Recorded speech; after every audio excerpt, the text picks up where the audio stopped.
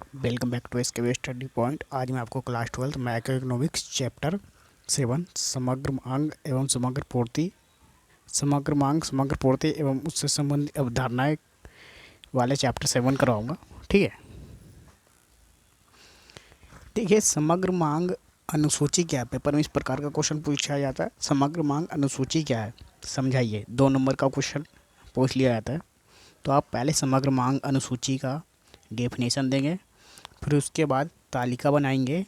इस तरह तालिका बना के तालिका को 1-2 लाइन में समझा देंगे तो 2 मार्क्स का क्वेश्चन आपका पक्का हो जाता है। ठीक है, तो पहले आप डेफिनेशन लिखेंगे। चलिए देखते हैं समग्र मांग अनुसूची का डेफिनेशन क्या कहते हैं। समग्र मांग अनुसूची उस तालिका को कहते हैं जो अर्थव्यवस्था में आय के भिन्न भिन्न स्तर पर, यानी कि अलग अलग स्तर पर समग्र मांग को दर्शाता है। आय शून्य होने पर भी समग्र मांग जरूर कुछ ना कुछ होता है। ठीक है, तो समग्र मांग क्या है? समग्र मांग उस तालिका को, उस सूची को, उस सारणी को कहते हैं जो आय के भिन्न भिन्न स्तर पर समग्र मांग को दर्शाता है। उसे हम समग्र मांग अनुसूची कहते हैं। समग्र मांग अनुसूची के अंदर आय शून्य होने पर भी समग्र मांग कुछ ना कुछ जरूर होता है। देखिए इस तालिका में जब आय शून्य है तो समग्र मांग 30 है। आय शून्य है तो समग्र मांग 30 है, यानी कि समग्र मांग कुछ ना कुछ जरूर है। और आय इनकम जब 20 है तो 35 समग्र मांग है। आय 40 होने पर इनकम कितना है? 40 है। तो इस स्थिति में समग्र मांग समग्र पूर्ति के इस स्थिति में क्या हो गया? एडी जो हो गया ना, एडी जो हो गया ए के बराबर, समग्र मांग समग्र पूर्ति के बराबर हो जाता है। ठीक है, तो आप डेफिनेशन देखिए, ये तालिका को समझा देंगे। आय का शून्य होने पर इनकम, आय का शून्य होने पर समग्र मांग इतना है, 30 है। आय का 20 होने पर समग्र मांग 35 है। इस प्रकार 2-3 पॉइंट आप लिख कर समझा देंगे तो ये क्वेश्चन आपका प्रॉपर रेडी हो जाएगा। ठीक है, फिर दूसरा क्वेश्चन इस प्रकार पूछ लिया जाता है कि समग्र मांग वक्र क्या होता है? समग्र मांग वक्र को समझाइए। तो आप पहले क्या करेंगे? समग्र मांग वक्र को समझाएंगे डेफिनेशन के द्वारा। देखिए समग्र मांग वक्र समग्र मांग अनुसूची की तालिका का रेखा चित्र प्रस्तुतिकरण।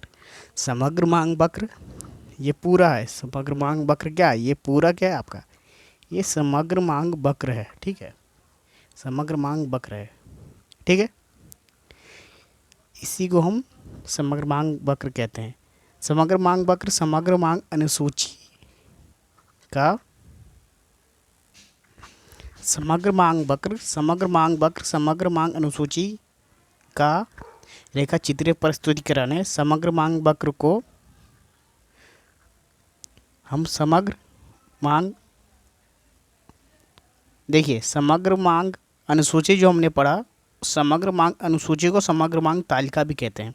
तो आप ये भी कह सकते हैं कि समग्र मांग वक्र, जब आप डेफिनेशन लिखेंगे समग्र मांग वक्र का, तो आप ये कहेंगे कि समग्र मांग वक्र समग्र मांग अनुसूची या तालिका का रेखा चित्रीय प्रस्तुतिकरण है। ठीक है, जो अर्थव्यवस्था में आय के अलग अलग स्तर पर समग्र मांग को प्रकट करता है। देखिए अर्थव्यवस्था में आय शून्य है, उस टाइम पर आय शून्य होने पर समग्र मांग कितना है? 20 से ऊपर ही है। ये देखिए आय शून्य होने पर भी समग्र मांग कुछ ना कुछ जरूर है। जब आय इनकम कितना है? इनकम जब 20 है तभी भी समग्र मांग कुछ ना कुछ जरूर है, यानी कि आय शून्य होने पर भी समग्र मांग कुछ ना कुछ जरूर होता है। तो हम उसे समग्र मांग वक्र कहते हैं। ठीक है, तो समग्र मांग वक्र क्या है आप आएगा पेपर में, तो आप पहले समग्र मांग वक्र का इस प्रकार का डेफिनेशन लिखेंगे। डेफिनेशन लिखने के बाद आप समग्र मांग वक्र इस प्रकार लिखना सीख जाइए, क्योंकि पेपर में इस प्रकार आपको लिखने के लिए बोलेगा। तो समग्र मांग वक्र का आप तालिका बनाएंगे। तालिका बनाने के बाद में इस तालिका को समझा देंगे इसी प्रकार, और सारणी को बनाएंगे। सारणी और तालिका को बनाने के बाद सारणी को और तालिका को 5-6 पॉइंट समझा देंगे, तो आपको इस क्वेश्चन में नंबर कटने का बहुत ही कम चांस हो जाता है। ठीक है, तो आप समझ गए होंगे कि समग्र मांग वक्र उसे कहते हैं जब समग्र मांग अनुसूची या तालिका का रेखा चित्रीय प्रस्तुतिकरण है। रेखा चित्रीय प्रस्तुतिकरण है, रेखा चित्रीय प्रस्तुतिकरण इसी को कहते हैं। ठीक है, समग्र मांग वक्र का जो अर्थव्यवस्था के भिन्न भिन्न स्तर पर समग्र मांग को प्रकट करता है।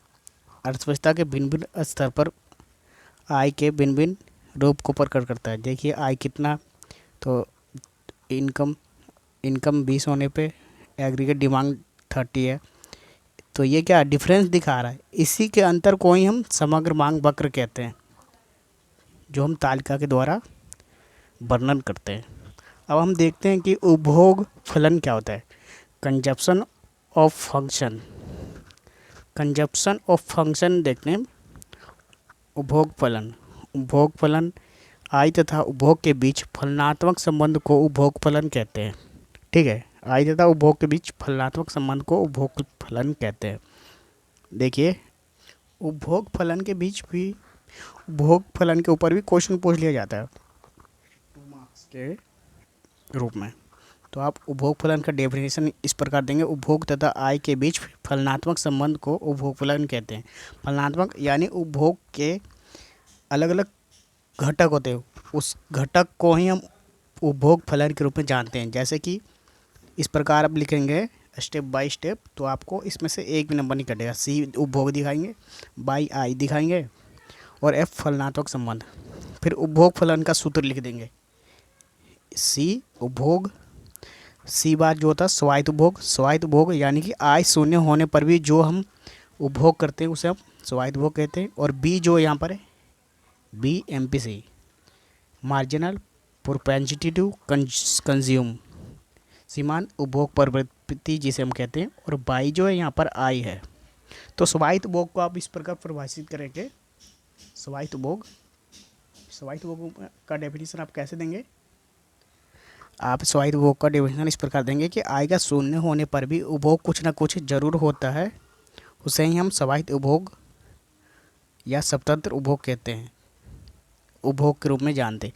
यानी आय का शून्य होने पर भी जीवित रहने के लिए जब उपभोक्ता कुछ ना कुछ उपभोग करता है तो उसे हम स्वायत्त उपभोग के रूप में जानते हैं। इस प्रकार आप स्टेप बाय स्टेप जब आंसर देंगे ना, तो इस प्रकार एग्जामिनर नंबर काटने में बहुत ही कम वो करता है, नंबर एकदम ही नहीं काटेगा इसमें। अगर इस प्रकार का कंटेंट आपको मेरे द्वारा पसंद आता है तो आप इसके भी स्टडी पॉइंट चैनल को लाइक शेयर एंड सब्सक्राइब कीजिए। धन्यवाद।